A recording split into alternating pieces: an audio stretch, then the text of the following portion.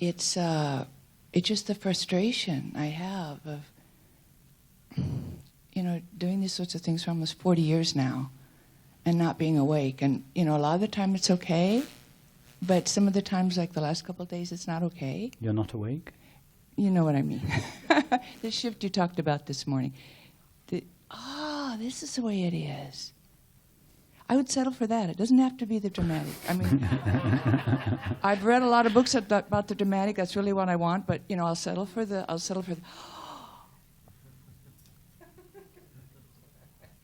Now I have those in small increments. I'm not saying I don't have any. I'm just explaining to you what's happening with me. I just feel the need to say it. Okay, that I just want to hit my head on the wall and just say, "Wake up, wake up!" I'm just so sick of this illusory separate one. And as you just said, serving her. I mean, I'm exhausted. I'm getting old. I'm getting tired. And this has been my main focus for 40 years. And you did say once to me, the desire for liberation is important. But I know that hitting my head against the wall is not very productive. So find a place in there somewhere.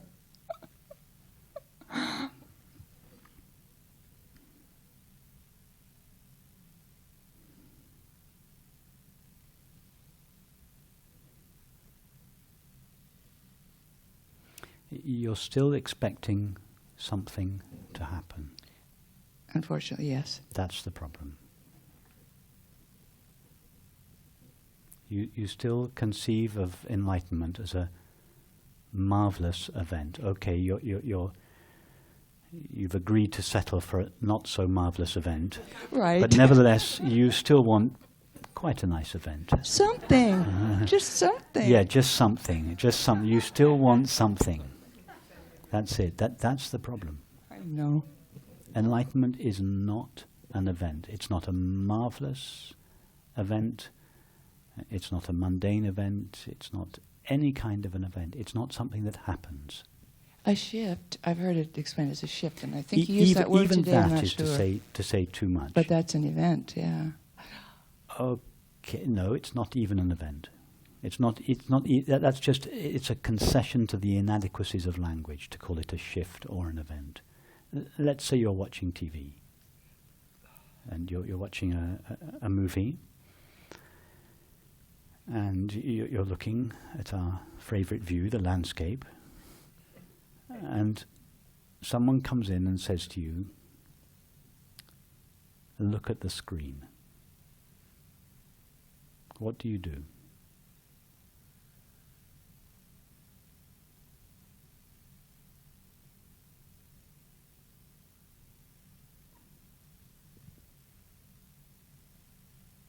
Well, if there's something on the screen, I can't really see the screen unless there's no image there, or I can see through it, or... No. When you're looking at a TV, the TV's off, yes? You just look at the blank TV, you're seeing the screen, yeah? You turn the movie on, the screen doesn't disappear. You're still looking at the screen, but the screen now appears as a landscape. You get involved in the movie. It's a wonderful film. You get totally involved in it. You forget that you're seeing a screen, and you think that you're seeing a landscape. So your friend comes in and your friend says to you, "What are you looking at? And what are you seeing?" And you say, "I'm seeing this marvelous landscape." And your friend says to you, "Look at the screen." Are you not already seeing the screen? Are you not already looking at it? In the form of the landscape. Yes, but it's the same screen. It's exactly the same screen that was there before you turned the movie on. It appears now, it's taken the shape of a landscape, but it's still the same screen. The screen hasn't disappeared. Yeah? So would you say that it was to see the screen was a new event? Is it a marvelous experience in the movie? Not in that metaphor, no. No. Does the screen even show up in the movie? No. No. What you're looking for is an event in the movie. You're still subtly imagining that enlightenment is a wonderful or even a not so wonderful event in the movie.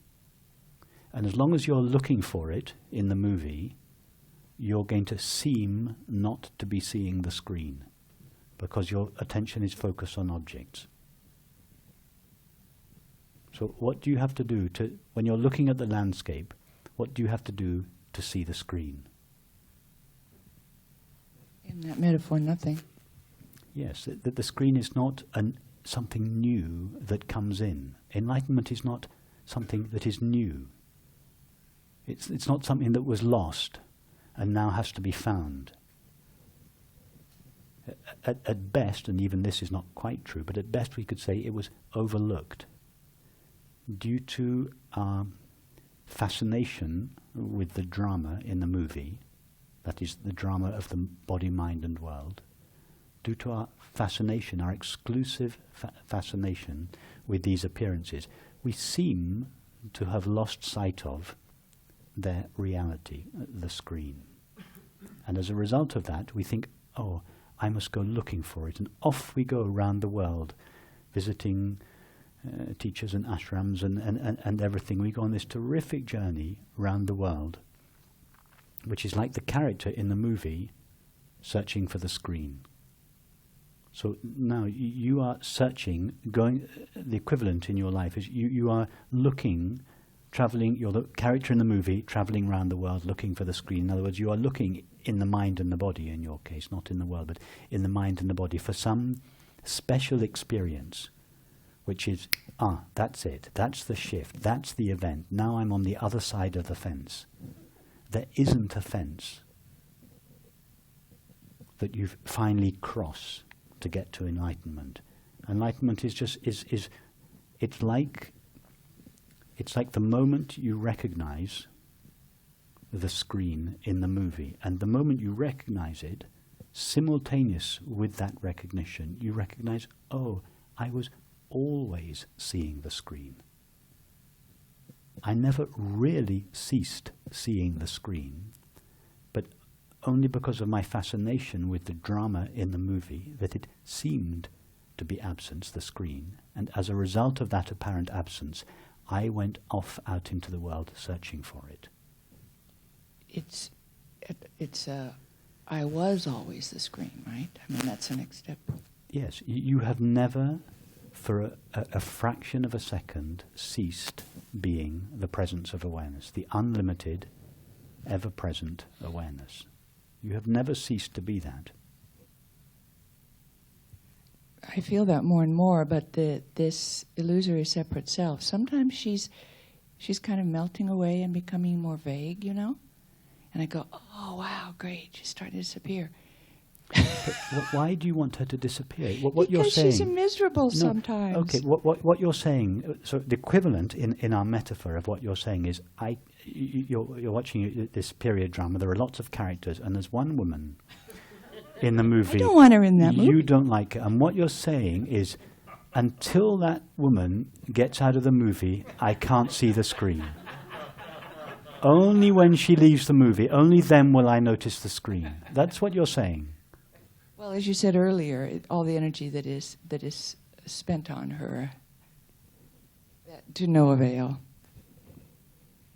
But whose problem is she? For the screen, is this troublesome woman in the movie a problem? She might be a problem for one of the other characters. Right. Part of her own self. But she's not a problem for the screen. In fact, awareness doesn't have problems, doesn't know problems. Why? Because in order for there to be a problem, there needs to be resistance. There needs to be the I don't like this. That's what makes a situation a problem. Yeah? But awareness is like empty space. It's never saying to the current experience, I don't like you. And therefore it doesn't have problems. So it's not saying, my horrible separate self needs to be got rid of. I'm fed up with her. The I that is fed up with her is another form of herself. In other words, the separate self is perpetuating itself by trying to get rid of itself. Right, I know, yeah. And so you're caught in this bind from which you are understandably tired. of trying to get rid of yourself. I, the separate self, want to get rid of myself so that I, the separate self, can experience enlightenment. And you're going round and round and round, and you're rightly frustrated and disheartened because you're engaged in a never-ending endeavor, which is perpetuating the separate self by trying to get rid of it. It's just see the situation clearly. You cannot get rid of an illusion.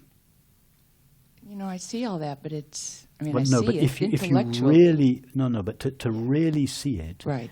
would bring that endeavor to an end. Right. Because what do you have to do to get rid of the landscape that you're watching? You can't do anything because the landscape's not really there. What can you do to an illusion? What do you need to do to an illusion? Just to see that it's an illusion.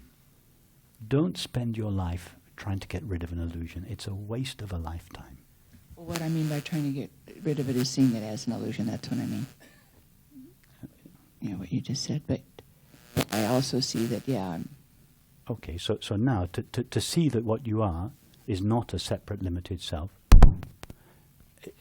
is it not clear to you now that you are the one that is aware of your experience? Okay, now, if you were to turn your attention towards that one, where do you go? Nowhere. No. If you were, can you even turn towards it? Which direction? No. So how can it be separate or limited if you can't find it as any kind of an object? You answered both those questions from your experience. That was obviously true. So if you cannot find the awareness that you know yourself to be, if you don't know where to look for it, or how do you know that it has a limit or that it is separate? Only an object could be limited or separate. Exactly. You don't know that. Right there in that understanding, and I can see you're answering these questions from understanding, not because you've read books, and right there is the knowledge that what you are, it has no limits. Just live what you understand. Take your stand there. That one, that awareness is always wide awake. The enlightenment is not for awareness. Awareness is already the light that illumines all experience, that makes all experience knowable. It cannot be enlightened. What would enlighten it? It is already the light that makes experience knowable. One definition of awakening I've heard is awareness recognizes itself. Are you aware right now? Yes? Okay. How do you know you're aware? Why did you answer? How come you answered yes to that question? It's self-evident. It's self-evident. And what is it? To whom is it self-evident that awareness, that you are aware? To itself. Right there is the experience of awareness being aware of itself. That's it. It never gets better than that. I mean, you were the one that, and quite rightly, defined enlightenment as awareness being aware of itself.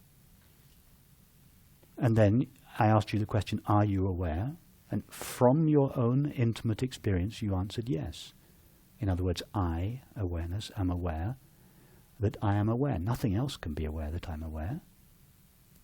In other words, enlightenment is a fancy name for the most simple, the most ordinary, the most well-known experience there is, and all 7 billion of us know it. However, because it cannot be found by the mind, in most cases it is deemed missing. And as a result of that, the peace and the happiness that are inherent in it are also considered missing. And hence the imaginary self goes off into the world in search for the missing peace and happiness. And as we all know, it doesn't live there. Where does it live? In the simple knowing of our own being. Its knowing of itself. That is awareness's awareness of awareness. And it is your innermost experience at all times. It's not a new experience. It's not something that has been lost and has to be found. At worst, we could say it has been overlooked, apparently. The screen has been overlooked due to our exclusive fascination with the body, the mind, and the world. All that's necessary is just relax the focus of your attention from the body, mind, and world. You don't have to get rid of them. Just cease being exclusively focused on. And it's like just withdrawing your attention. It's like putting the camera slightly out of focus, and your attention flows back to its source, which is yourself. You just stand as this space of awareness, and you just let the body, the mind, and the world do whatever they've been conditioned to do. Just let them flow by. So I was going to ask you what you meant more by stand. To stand as awareness. But you just give another way of experiencing it, the suggestion which I get. I'll just say something about that. The suggestion to stand as awareness would seem to be given to someone who is not presently standing as awareness and who might do so in the future. So to say that is a concession to the belief that we are a separate self. It doesn't really make sense, but it's sometimes used in the context of a conversation. What would be more accurate would be to say, be knowingly the presence of awareness. The reason I say knowingly is just to say, be the presence of awareness. You already are that. You've never been anything other than eternal, infinite awareness. So hence be knowingly that. Know that you are that. That's what I mean by take your stand as that. Yeah, I can feel that. I know what you mean because yeah. You can't actually be anything other than that. Another way of saying it would be just notice that you are that. Instead of mistaking yourself for a cluster of thoughts and feelings, just notice, oh no, I'm the one that is aware of those. I'm not a cluster of thoughts and feelings. All these flow by, but I'm not flowing by. I'm just always here. I would recommend really forgetting about enlightenment. I don't think that's going to happen. No, but what I mean about forgetting about enlightenment because of this tendency you have to conceive of it as an event. I know what you mean. Yeah. Should I stop reading all those dangerous books about? You don't have to read any more books. Another question to ask yourself is just to look for that which is ever present in your experience. And just stay with that. And just look in all experience for that which is always there. It's looking for the screen in the movie. You don't have to look for it. It's actually, it's staring itself in the face. What is always present in experience? Just the knowing of it. This knowing runs through all experience. That's it. Just be with that. Just allow that to come from the background into the foreground. Yeah, I experience that more and more, so I know what you mean.